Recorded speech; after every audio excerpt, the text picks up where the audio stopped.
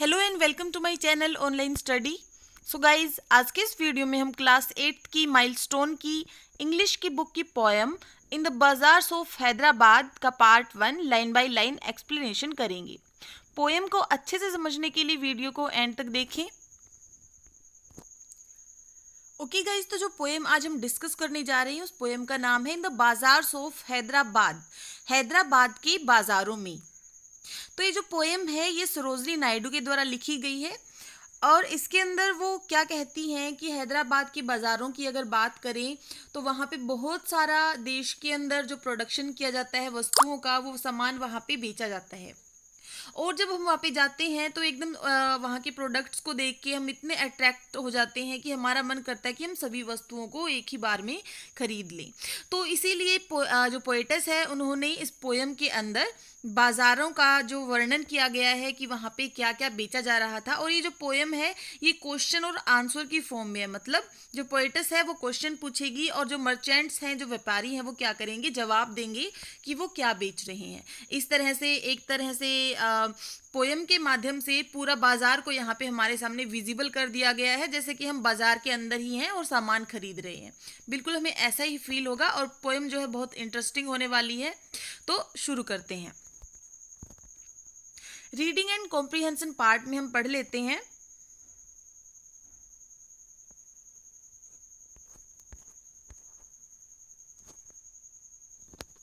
Through the poem in the bazaars of Hyderabad, Sarojini Naidu wants to convey the message that India is in the rich tradition and there are ample attractive items sold in the market.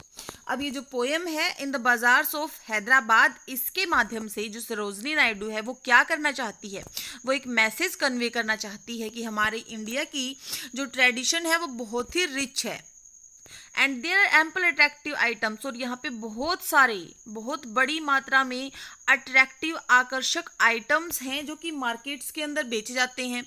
So she gives a picture of a bazaar where traditional Indian products are sold. तो वो एक picture जो है हमें देती है बाजार की, जिसके अंदर ट्रेडिशनल जो भारतीय प्रोडक्ट्स हैं बेचे जा रहे हैं। एक तरह से ये पोएम जो है वो स्वदेशी के ऊपर भी आधारित है, मतलब यहाँ पे स्वदेशी सामान को जो है खरीदा जा रहा है, बेचा जा रहा है। विदेशी सामान की वहाँ पे कोई भी जगह नहीं है। जो स्वदेशी जो सामान है वो बहुत ही अट्रैक्टिव है। और in the poem is in the form of question and answer, जैसे कि मैंने आपको बताया था कि जो पोएम है वो क्वेश्चन और आंसर की फॉर्म में है। The poet asks the question and the merchants answer them. जो पोएटस है वो क्वेश्चन पूछेगी और जो मर्चेंट्स हैं वो आंसर देंगे। Through this technique she makes the picture of the बाजार विजिबल टू द रीडर। अब पढ़ने वाले के सामने बाजार की जो पिक्चर है वो एकदम विजिबल हो जाएगी। किसके माध्यम से? इस टेक्निक के माध्यम से। मतलब कौन सी टेक्निक? क्वेश्चन और आंसर पूछने की टेक्निक के माध्यम से। तो हम वीडियो को शुरू करते हैं। पोएम के अंदर जो सबसे पहले हमारा स्टैंजा है वो 5 लाइन्स का है। व्हाट डू यू सेल ओ ये merchants, richly your wares are displayed, turbans of crimson and silver, tunics of purple brocade, mirrors with panels of amber, daggers with handles of jade। तो सबसे पहले हमारी जो पोएटस है वो पूछती है किससे? मर्चेंट्स से, मतलब जो व्यापारी वहाँ पे हैं उनसे। अब यहाँ पे ये जो वर्ड है, ये जब हम किसी को कहते हैं ना, किसी अकेले व्यक्ति को तुम, जिसको हम पोएम्स के अंदर THOU के माध्यम से शो करते हैं। जब किसी पोएम के अंदर THOU होता है तो हम समझ जाते हैं कि हम कह रहे हैं तुम। लेकिन इस दाव की, इसकी फुल फॉर्म को हम क्या कहते हैं पोएम्स के अंदर? YE। तो इसे हम समझ गए कि सभी व्यापारियों को पोएटस पूछ रही है कि अरे व्यापारियों, तुम क्या बेच रही हो? Richly your wares are displayed. इतने बड़े पैमाने पर तुमने जो डिस्प्ले कर रखा है, ये वस्तुएं जो डिस्प्ले कर रखी है, प्रदर्शित कर रखी हैं, तो तुम क्या बेच रहे हो? तो अब ये जो मर्चेंट्स हैं वो आंसर देते हैं। क्या कहते हैं? Turbans of crimson and silver.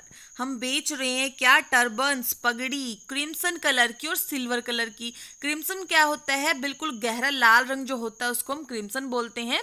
वो कहती है क्रिम्सन कलर की और सिल्वर कलर की जो है हम टर्बन्स बेच रहे हैं। ट्यूनिंग्स ऑफ पर्पल ब्रोकेड, पर्पल बैंगनी ब्रोकेड के क्या बेच रहे हैं, ट्यूनिक्स बेच रहे हैं। ट्यूनिक्स क्या होते हैं, औरतों का पहने जाने वाला एक तरह का कपड़ा होता है जो कि स्लीवलेस होता है।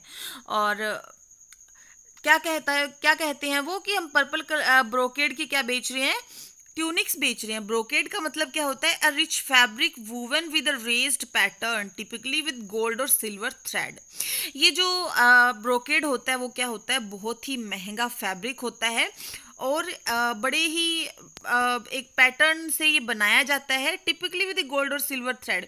ये गोल्ड या फिर सिल्वर के धागे से क्या किया जाता है, बुना जाता है या फिर बनाया जाता है।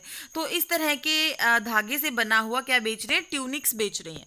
Mirrors with panels of amber, लाल रंग के पैनल वाले क्या बेच रहे हैं हम, मिरर्स बेच रहे हैं, दर्पण बेच रहे हैं। Daggers with handles of Z, और जेड के बने हुए क्या बेच रहे हैं हम, डैगर्स बेच रहे हैं, खंजर बेच रहे हैं। अब जेड क्या होता है, हरे रंग का एक पत्थर होता है जिसको जेड बोला जाता है। तो अब यहाँ पे जो व्यापारी हैं वो बताते हैं कि हम जेड के हैंडल से बने हुए खंजर बेच रहे हैं। नेक्स्ट जो स्टेंजा है उसके अंदर जो पोएटेस है वो क्या पूछती है, व्हाट डू यू वे, ओ ये वेंडर्स। अब वेंडर भी कौन होते हैं, ये भी व्यापारी होते हैं। तो वो कहती है कि तुम क्या तोल रहे हो, वी का मतलब क्या होता है, तोलना। तो अरे व्यापारियों तुम क्या तोल रहे हो। Saffron and lentil and rice, अब वो कहते हैं कि हम केसर बेच रहे हैं, हम लेंटिल बेच रहे हैं मतलब मसूर की दाल, और राइस चावल बेच रहे हैं।